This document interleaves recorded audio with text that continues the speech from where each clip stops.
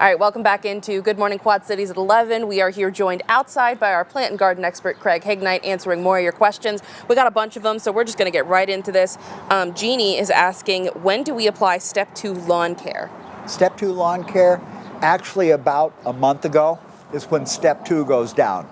We're getting really close. We've got about a month to go, and then we'll put down Step 3. Remember that Step 2 has the chemical that we don't want exposed to 80-degree weather. Now you have Dean who's asking, when can I severely trim my cardinal bush? Severely trim, I would like to do that back in March or April. You can lightly trim this time of the year, but severe trimming should be done when the plant is still more or less dormant. All right, good to know. Should lupines be deadheaded? Lupin seed, I don't think it's going to survive here, but we deadhead all flowers. You want that new growth either going into new flowers or building the plant up for next year's blooming. So yes, deadhead.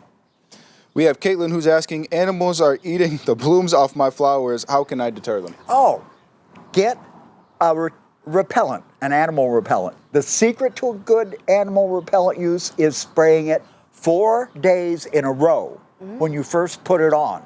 Those first 4 days, you're building up the scent to keep the animals at bay. Then you just have to refresh it after a good rain. All right, awesome. Now, Julie is very passionate about this next question. My son patient is looking stressed, all caps, help.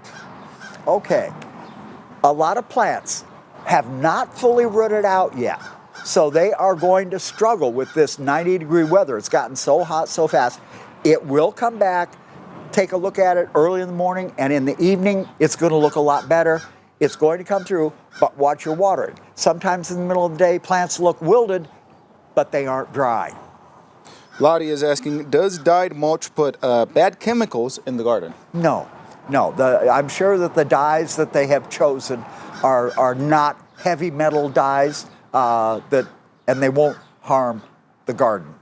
All right, we got 2 more questions this morning. So, why did my maple trees not produce any seeds this year? I can't remember this ever happening before. Could be they got hit by a late frost. It happens quite often on fruit trees.